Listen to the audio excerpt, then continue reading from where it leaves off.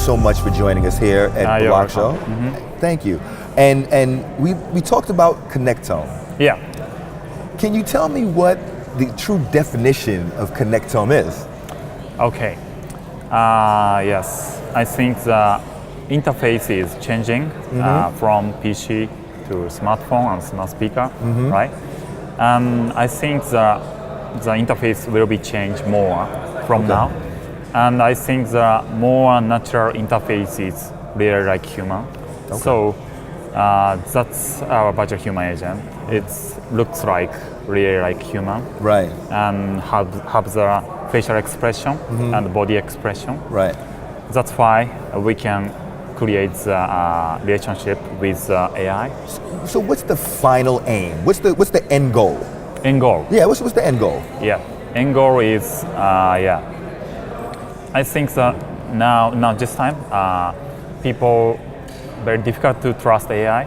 So I want to create a world where human being can trust AI. Right. So how are you putting those mechanisms in? How am I going to feel more comfortable with some sort of AI? Is it a physical presence? Is it going to be a hologram? In the end, how do you think that humans will feel more comfortable? In the end. In the end. Okay. Yeah. Stages. Yeah. In the end, ideally, the virtual human agent is really like human. Can talk and can touch.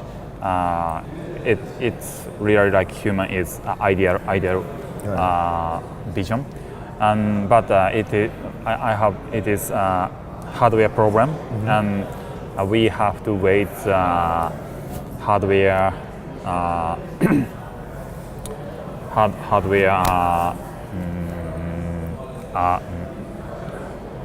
protocols. Hardware progressing. Progressing. Progress. Yeah. So that's why we are now developing inside of the human-like AI. Okay. Yeah. It's similar to game character AI. So that's why our virtual human agent is working on smartphone and PC and smart glass, every device working. And of course, someday the program device is released on the on the world. Okay. Yes, our virtual human agent. Yeah, apply to the Was it your idea? Yeah. How did you come about this? What was that aha moment that the world needs? Okay. Yeah, I can explain. Basically, I think I'm very interested in the human mechanism and the space. Space means space. Right. And for human mechanism, nobody know the human mechanism in deep side. Right. But I'm very interested in to know human mechanism. It includes the brain and the body and the nervous, everything. Nervous system. In that time, if I create some human-like things, maybe I can understand human mechanism. Got it. Yeah. Okay. That's why. So, what is the future of VHA? We talked about mobile. We talked about PCs, smart mirrors, right? What does the future hold? Yeah. Now we are thinking 3 main use cases. Okay. And first one is receptionist. Receptionist in office or event space or somewhere. Okay. And second one is car guide. Car guide means I think in 2 or 3 years, car industry will be changed. Absolutely. Yeah. Because of the autonomous car. Autonomous car means the car space changing to your private space, moving your room. So with the automation, etc. Right. In that case, I think people expected the new interface like your friend. Right. So virtual human agent is Exactly. Yeah. Jarvis with body is virtual human agent.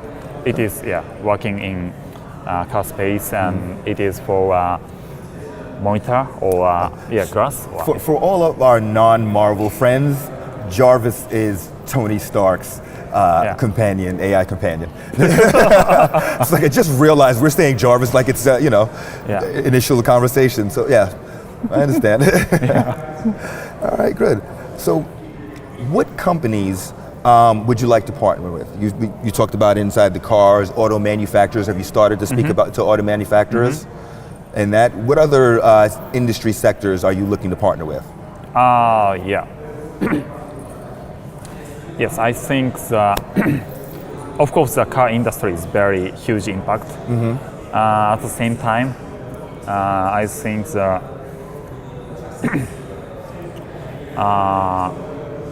for all the people, need to talk some human. Okay. Yes, and in that time, if all the people can talk to virtual human, it's very useful, and especially for the education area. Okay. Yeah. Okay. The child really like curious things, right? And if the child can talk to virtual human agent and communication, and in the communication, virtual human suggests you have to study this kind of things and let's do something. And it's also combining the gamification. Okay. So yeah, education things is very Is there any risk that this virtual human agent can go rogue, like all the dystopian science, sci-fi movies that we see? Let's play with that for a little bit. Yeah. Is there a chance that it can go rogue, that my child can pick up information and that information has somehow been hacked, or is actually has you focused in increments in another way? Yeah, that's a good question. Very good question. Yeah. So we were planning to create a virtual human marketplace. It is called Connectome Marketplace. Okay. So in the marketplace, many kind of unspecified virtual human is in the marketplace, and everyone can review and of course which virtual human is useful and which virtual human is dangerous or not. Okay, so it's like an open peer review of the code, etc. Okay. Oh, that's, and also we will use blockchain for the virtual humans execution history and learning history for AI. All right. So the learning history and execution history is never changed on blockchain.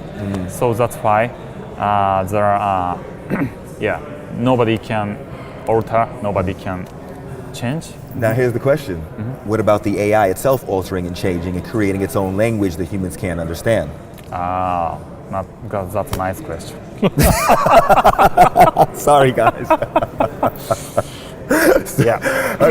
But I personally curious about that. Yes.